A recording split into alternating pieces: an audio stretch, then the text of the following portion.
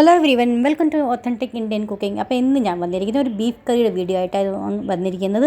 ഇത് നമ്മൾ പ്രഷർ കുക്കറിലാണ് ഉണ്ടാക്കുന്നത് കേട്ടോ. നല്ല സ്പൈസി ആയിട്ട് ചപ്പാത്തി പരാഠ അല്ലെങ്കിൽ പുൽക്കഡോണി ആണെങ്കിൽ നമുക്ക് സെർവ് ചെയ്യാൻ പറ്റിയതാ. അപ്പോൾ ഏറ്റവും ആദ്യം ഞാൻ ഈ 2 കിലോ ബീഫ് എടുത്തിട്ടുണ്ട്. ഇച്ചിരി മഞ്ഞൾപ്പൊടിയും ഉപ്പും പിന്നെ വിനീഗർ ഒഴിച്ച് ഒരു അരമണിക്കൂറത്തേക്ക് കുതിർത്തി വെച്ചിട്ടുണ്ടായിരുന്നു വെള്ളത്തിൽ. അതിന് ശേഷം നന്നായിട്ട് കഴുകിയതിന് ശേഷം ഒരു സ്റ്റെയിനറിനകത്ത് മാറ്റി വെച്ചിട്ടുണ്ട്. ഇനി നമുക്ക് 2 സവാള 3-4 പച്ചമുളകും പിന്നെ കുറച്ച് കറിവേപ്പിലയും പിന്നെ വെളുത്തുള്ളി ഇച്ചിരി അധികം എടുക്കണേ. വെളുത്തുള്ളിയും ഇഞ്ചിയും ക്രഷ് ചെയ്തത്, ഇത്രയും സാധനങ്ങൾ വേണം. അപ്പോൾ നമുക്ക് ഉണ്ടാക്കിയാലോ. അപ്പോൾ ഏറ്റവും ആദ്യം 5 ലിറ്ററിൻ്റെ ഒരു പ്രഷർ കുക്കർ എടുത്തിട്ടുണ്ട്. കുറച്ച് എണ്ണ അധികം ഒഴിക്കണേ. ഇതിനകത്തിപ്പോൾ ഞാൻ ഇച്ചിരി കുറച്ചേ ഒഴിച്ചിട്ടുള്ളൂ. കുറച്ച് കഴിയുമ്പോൾ ഇച്ചിരി എക്സ്ട്രാ ആഡ് കൊടുക്കുന്നുണ്ട്. അപ്പോൾ ആദ്യം നമുക്ക് ഇഞ്ചി വെളുത്തുള്ളിയും ക്രഷ് ചെയ്തത് അതും ഇട്ട് കൊടുക്കാം. നന്നായിട്ടൊന്ന് സോത്തേ ചെയ്ത് കൊടുക്കണം. ഇത് നന്നായിട്ടൊന്ന് ഒത്തിരി അങ്ങ് വഴണ്ട് ബ്രൗണിഷ് ആവേണ്ട ആവശ്യമൊന്നുമില്ല കേട്ടോ. ഒന്ന് ജസ്റ്റ് ഒന്ന് സോത്തയായി കിട്ടിയാൽ മാത്രം മതി. ഇത്രയും മതി കേട്ടോ. നമുക്ക് സവാളയും പച്ചമുളകും കറിവേപ്പിലയും കൂടി ഇട്ട് കൊടുക്കാം. അതിനകത്തോട്ട് നന്നായിട്ടൊന്ന് വഴണ്ട് വരുന്നവരെ നമുക്കൊന്ന് വെയിറ്റ് ചെയ്യാം. ഫ്രണ്ട്സ്, നിങ്ങൾക്ക് എൻ്റെ റെസിപ്പീസും എല്ലാ വീഡിയോസൊക്കെ ഇഷ്ടപ്പെടുന്നുണ്ടെങ്കിൽ ലൈക്ക് ചെയ്യുക, ഷെയർ ചെയ്യുക, സബ്സ്ക്രൈബ് ചെയ്യുക. ഇഷ്ടപ്പെടുവാണെങ്കിൽ ലാസ്റ്റ് ലൈക്ക് ചെയ്യാൻ മറന്നുപോലെ. ഞങ്ങൾ ഇത്രയും കഷ്ടപ്പെട്ട് വീഡിയോസൊക്കെ ഉണ്ടാക്കുമ്പോൾ നിങ്ങൾ തീർച്ചയായിട്ടും ലൈക്ക് ചെയ്ത് സപ്പോർട്ട് ചെയ്യണം. പിന്നെ അപ്പോൾ ഞാൻ സവാളയൊക്കെ എല്ലാം ഇട്ട് കൊടുത്തിട്ടുണ്ട് കേട്ടോ. നമുക്ക് നന്നായിട്ടൊന്ന് വഴണ്ട് വരുന്നവരെ നമുക്കൊന്ന് വെയിറ്റ് ചെയ്യാം. അപ്പോൾ ആദ്യം നമുക്ക് കുറച്ച് മസാലയൊക്കെ എടുത്ത് വെക്കണം കേട്ടോ. ഞാനാണെങ്കിൽ മഞ്ഞൾപ്പൊടി ഇപ്പോൾ ഞാൻ എണ്ണയ്ക്കകത്തിന് ഇട്ട് കൊടുക്കും. എണ്ണയ്ക്കകത്തിന് മഞ്ഞൾപ്പൊടി ആദ്യം നമ്മൾ ഇട്ട് കൊടുക്കണം കേട്ടോ. അപ്പോൾ നല്ലൊരു അടിപൊളി കളറായിരിക്കും വരുന്നത്. അപ്പോൾ ഒരു 1/2 ടീസ്പൂൺ മഞ്ഞൾപ്പൊടി ഇട്ട് കൊടുത്തിട്ടുണ്ട്. ഇനി നമുക്ക് മുളക് പൊടി ഇട്ട് കൊടുക്കാം. ഇതിനകത്ത് നമുക്ക് 1 കിലോയ്ക്ക് 4 ടേബിൾ സ്പൂൺ മുളക് പൊടിയുടെ കണക്ക് വെച്ചാൽ ഞാൻ എടുത്തേക്കുന്നത്. അപ്പോൾ ടോട്ടൽ 8 ടേബിൾ സ്പൂൺ ഞാനാണെങ്കിൽ മുളക് പൊടി എടുത്തിട്ടുണ്ട്.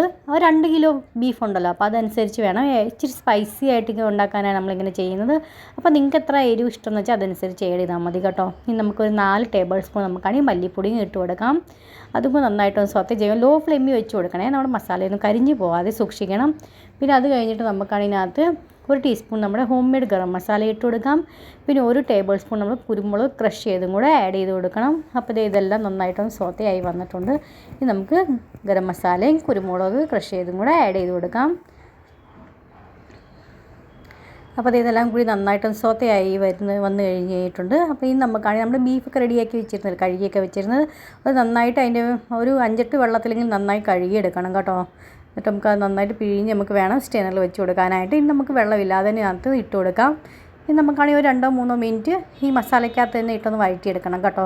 എപ്പോഴാണെങ്കിൽ ഏത് കറി ഇറച്ചിയാണോ ഏതാണ് നമ്മളുണ്ടാക്കിയാലും വെജിറ്റബിൾ ആണെങ്കിൽ പോലും നമ്മൾ ഈ മസാലയ്ക്കകത്ത് ഒന്ന് വഴണ്ട് ഒന്നൊരു 5 മിനിറ്റ് വരെ ലോ ഫ്ലെയിമിൽ വെച്ചൊന്ന് വഴറ്റിയെടുക്കുവാണെങ്കിൽ നല്ലൊരു അടിപൊളി ടേസ്റ്റും പിന്നെ നല്ലൊരു അടിപൊളി കളറും ആയിരിക്കും കിട്ടുന്നത് കേട്ടോ. അപ്പോൾ നിങ്ങൾ തീർച്ചയായിട്ടും ഇതുപോലെ ഒന്ന് ട്രൈ ചെയ്ത് നോക്കണേ. അപ്പോൾ അതേത് കണ്ടില്ല മസാലയൊക്കെ നല്ലതായിട്ട് പെരണ്ട് വന്നിട്ടുണ്ട്.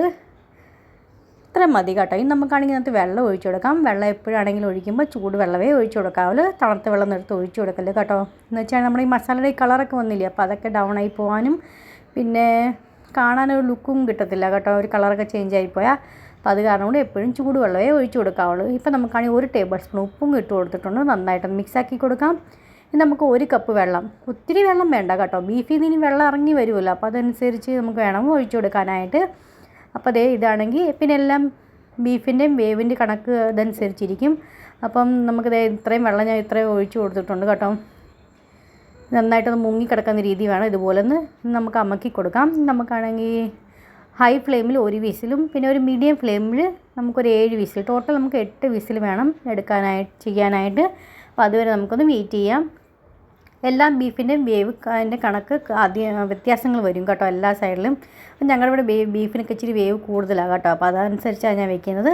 അപ്പോൾ അതേ കണ്ടില്ലേ, ഒരു 8 വിസിൽ കൊണ്ട് എൻ്റെ വെന്ത് പാകത്തിനായി വന്നിട്ടുണ്ട് കേട്ടോ. എയർ നന്നായിട്ട് പോയതിന് ശേഷമേ തുറക്കാവുള്ളേ. അപ്പോൾ ഗ്രേവിയൊക്കെ നന്നായിട്ട് പാകത്തിനായി കിട്ടിയിട്ടുണ്ട്. തണുക്കുമ്പോൾ ഒന്നും കൂടി തിക്കാവും കേട്ടോ. അപ്പോൾ നല്ല സ്പൈസി ആയിട്ടുള്ള ബീഫ് കറി റെഡി ആയിട്ടുണ്ട്. തീർച്ചയായിട്ടും ട്രൈ ചെയ്ത് നോക്കുക. ഇഷ്ടപ്പെടുവാൻ ലൈക്ക് ചെയ്യുക, ഷെയർ ചെയ്യുക, സബ്സ്ക്രൈബ് ചെയ്യുക. ബൈ.